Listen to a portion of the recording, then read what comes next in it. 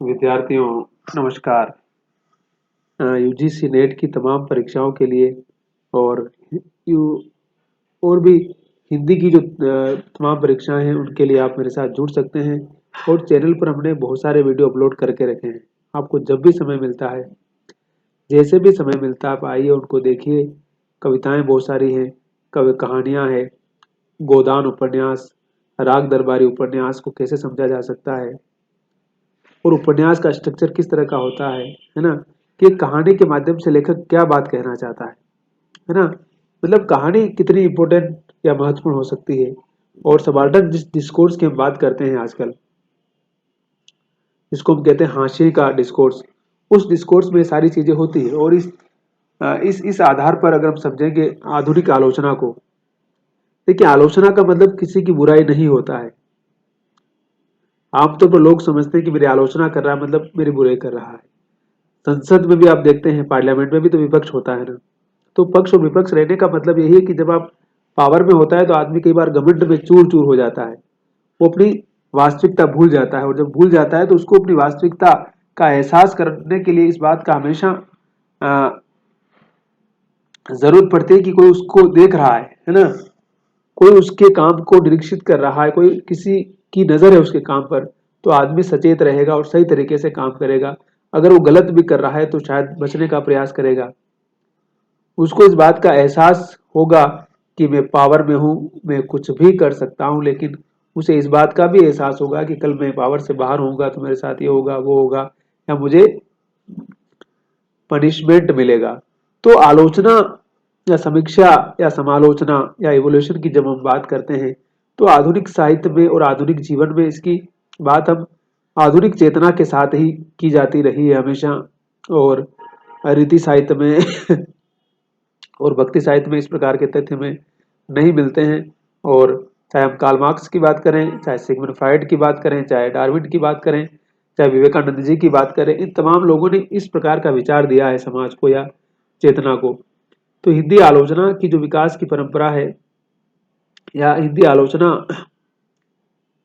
आधुनिक काल की ही देन है। तो आधुनिक होने का मतलब क्या है? कहीं ना कहीं तर्क से बात करना, लॉजिक की बात करना।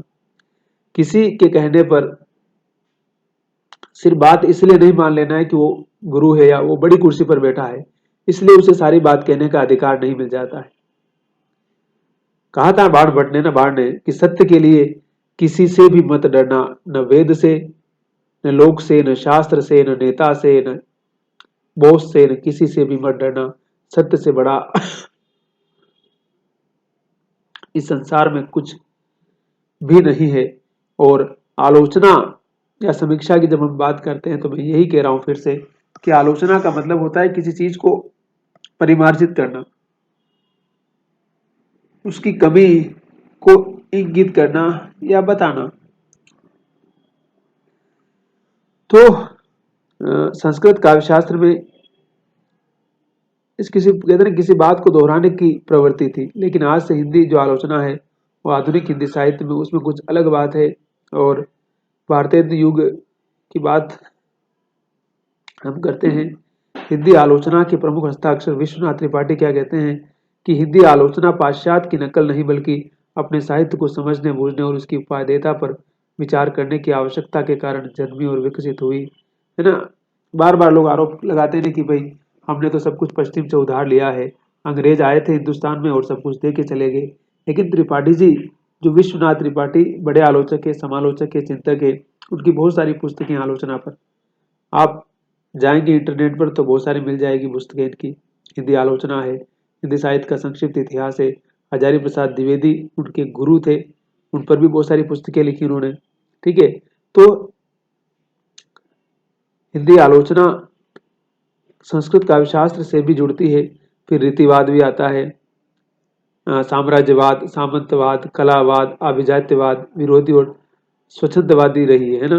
हिंदी आलोचना क्या रही है कि उसमें रीतिवादी जो आलोचना या चेतना थी उसका विरोध करती है। रीतिवादी आलोचना क्या थी या लेखन क्या था?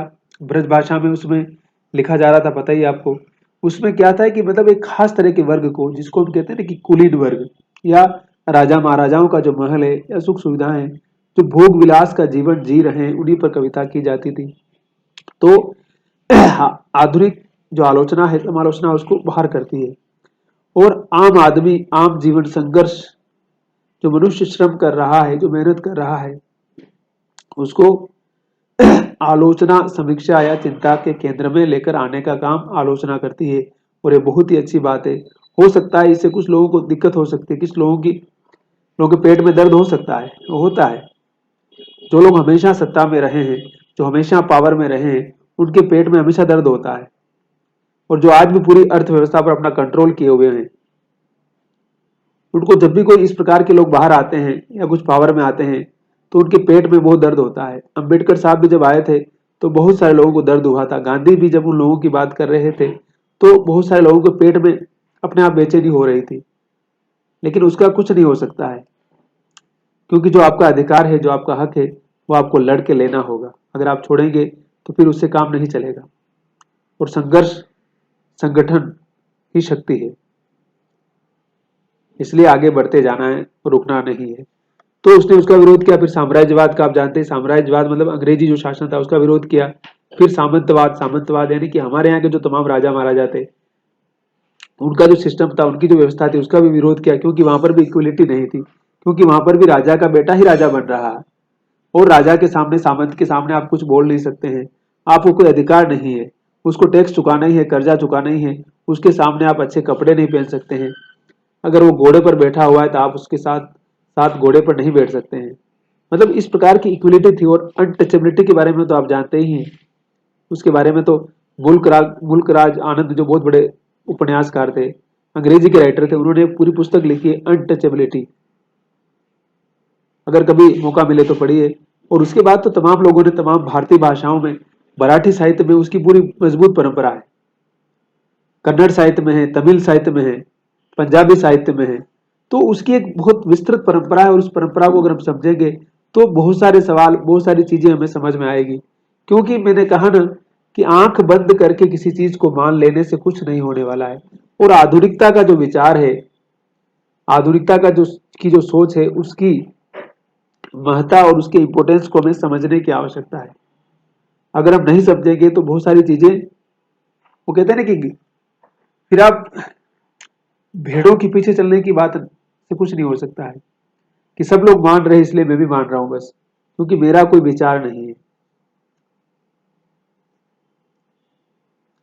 और जब तक हमारा खुद का कोई विचार नहीं बनेगा, जब तक हमारी खुद की कोई राय नहीं बनेगी, तब तक हम भी उस भेड़ चाल का ही हिस्सा रहें। इसलिए अपनी समझ विकसित करना बहुत जरूरी है। और कहते हैं ना कि जो रास्ता हमें खुद बनाना है उसके लिए हमें खुद संघर्ष करना पड़ेगा, उसकी कीमत भी हमें चुकानी पड़ेगी, और उसके लिए हमें तैयार रहने की आवश्यकता है। वो रास्ता भगत सिंह ने अपना चुना था, उसकी कीमत भगत सिंह ने चुकाई थी। हो सकता है बातें आपको मजाक लग सकती है, क्योंकि आज का जमाना काफी बदल चुका है, लेकिन उन लोगों के लिए उस समय जितना बड़ा सेक्रीफाइस करना था उन्होंने किया। तो सामंतवाद का फिर कलावाद, यानी जो कला कला के लिए जो बात सिद्धांत चलता है ना, जो इसको इलीट सिद्धांत भी कहा जाता है, और जिसमें आम जीवन संघर्ष की झलक बहुत कम मिलती है, तो उसका भी विरोध किया। अभिजात्यवाद, इलीट, मैंने कहा ना जो इलीट वर्ग जो है, क्योंकि शासक वर्ग है जो हमेशा शासन करता रहा है और वो आपको ज्ञान देता रहा है। और कहा ना कि ज्ञान देना बहुत आसान है। तो इस तरह से इस तथ्य को समझने की आवश्यकता है। और जो इटली के बहुत बड़े दार्शनिक थे अंतोनियो ग्रामशी, 1936-37 में उनकी मृत्यु हो जाती है। उनको हिटलर ने जेल में डाल दिया था। वो बार बार इस बात को कहते हैं कि जो जो ये हेजेमनी और हरारकी का जो सिद्धांत है, हेजेमनी यानी किसी पर शासन करना, हरारकी मतलब 1 2 3, ब्राह्मण क्षत्रिय शूद्र वैश्य, यानी जो विभाजन है उसकी बार बार बात करते हैं। और कहते हैं कि इसको जब तक आप खत्म नहीं करेंगे तब तक समाज को इक्वलिटी के रास्ते पर लाना बहुत मुश्किल है। तो आधुनिक आलोचना कहीं ना कहीं उस सिद्धांत पर चलती है और उसको हमारे सामने अभिव्यक्त करने का पूरा काम करती है। रामविलास शर्मा ने अपनी तमाम पुस्तकों में, आलोचना की पुस्तकों में इन तथ्यों को उठाया। नामवर सिंह, तमाम आलोचक, शिवदान सिंह चौहान, निराला अपनी कविता में, प्रेमचंद अपने उपन्यासों में, आचार्य शुक्ल अपनी आलोचना में इस चीज को स्पष्ट करते हैं और हमें बताते हैं कि किस प्रकार से अगर हम इन चीज़ों को समझेंगे तो शायद बहुत सारी चीज़ें हमें समझ में आ जाएगी। और उसी सिलसिले में देखिए, चाहे भारतेंदु हो, महावीर प्रसाद द्विवेदी हो, बालकृष्ण भट्ट, मिश्र बंधु, पद्म सिंह शर्मा, श्याम सुंदर दास, आचार्य शुक्ल, आचार्य द्विवेदी, नगेंद्र, बाबू गुलाब राय, रामविलास शर्मा, रामस्वरूप चतुर्वेदी, धर्मवीर भारती, नामवर सिंह जी, तमाम लोग हैं इसमें। फिर देखिए, अज्ञे हैं फतेह सिंह प्रेमगन, गंगा प्रसाद अग्निहोत्री, अंबिका दत्त व्यास, राम कुमार वर्मा, केसरी नारायण शुक्ल, जयशंकर प्रसाद है, विश्वनाथ प्रसाद मिश्र है, विनय मोहन है, इलाचंद जोशी, शिवदास सिंह चौहान, अमृत राय, विजेंद्र स्नातक है, विजयपाल सिंह, कोलेंद्र पटेल, सत्येंद्र कृष्ण, डॉक्टर कृष्णदेव उपाध्याय आदि नाम भी देख सकते हैं आप, है ना। तो ये कब तक की कह सकते हैं कि अभी जो समय चल रहा है 2025, उसमें वो लोग नहीं है। हम उस पिछली शताब्दी तक की ही बात कर रहे हैं अभी। अगर अभी बात करेंगे तो अभी तो बहुत सारे लोग आ चुके हैं। अभी तो दलित, स्त्री, आदिवासी, थर्ड जेंडर, सबाल्टर्न, तमाम चीजें हैं। और पूरा नेशन और स्टेट का कॉन्सेप्ट पूरा बदल चुका है, समाज बदल चुका है, समाज की जीवन शैली बदल चुकी है। तो उन सारी चीजों को हमें समझने की आवश्यकता है। और जब तक उन सारी चीजों को हम नहीं समझेंगे और जब तक हमें वो चीजें समझ में नहीं आएगी, तब तक समझिए कि हम आलोचना जैसी चीज को समझ नहीं पाएंगे। और आलोचना सिर्फ साहित्य की ही विधा नहीं है, वो हमारे जीवन की भी विधा है। वो समाज में भी है, राजनीति में भी है, धर्म में भी है, संस्कृति में भी है। और कहते हैं ना कि कबीर ने कहा ना कि निंदक नीरे राखी है। कबीर ने क्यों कहा निंदक को नीरे क्यों रखना चाहिए? कि जो आपकी आलोचना करेगा, जो आपकी बुराई कर देगा मुंह पर, वो ज्यादा अच्छा है। वो पीठ पीछे जाकर के बुराई करेगा और पहले तो सामने तो सच बोलेगा, सामने तो प्रशंसा करेगा, लेकिन पीछे से बुराई करेगा, उससे क्या मतलब है? तो जो आपके सामने अगर बुराई कर रहा है वो ज्यादा अच्छी बात है, ताकि आपको एहसास तो हो ना कि आपके अंदर कमी क्या है, कमी नहीं है। और चाहे वो कुछ भी बोल रहा है, लेकिन आपको आपकी आंखें खोलने का काम कर रहा है। इसलिए आलोचना, समीक्षा, समालोचना इसलिए जरूरी है और ये हमेशा होती रहनी चाहिए। हमें अपने आप को भी, कई बार हम अपने आप पर आत्ममुग्ध हो जाते हैं, अपनी औकात भूल जाते हैं, वास्तविकता भूल जाते हैं। इसलिए आलोचना, समीक्षा बहुत जरूरी है। उसे हमें अपने जीवन में भी हमें उतारने की आवश्यकता है। और अगर हम उसको जीवन में उतारेंगे तो निश्चित मान के चलिए कि हमारी सोच में विस्तार होगा, हमारा विचार और भी समृद्ध होगा, और भी दृढ़ होगा, और हम जीवन को और भी बारीक से समझ पाएंगे। इसलिए साहित्य जब जीवन में प्रवेश करता है, तब हमारे जीवन के तमाम सरोकारों को बदलने का उपक्रम करता हुआ नजर आ रहा होता है। वो अपनी छोटी दुनिया से निकल करके विराट संसार में प्रवेश कर रहा होता है, और उस विराट संसार में प्रवेश करना बहुत जरूरी है। तो आलोचना को इस तरह से मोटा मोटी समझ सकते हैं। और आलोचना के आयामों को अगर हम समझेंगे तो और भी बहुत सारी चीजें हमें समझ में आएगी।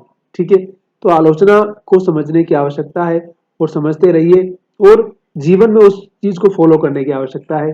वीडियो पूरा देखिए, लाइक, सब्सक्राइब, शेयर कीजिए, और बने रहिए और लगे रहिए और बढ़ते रहिए।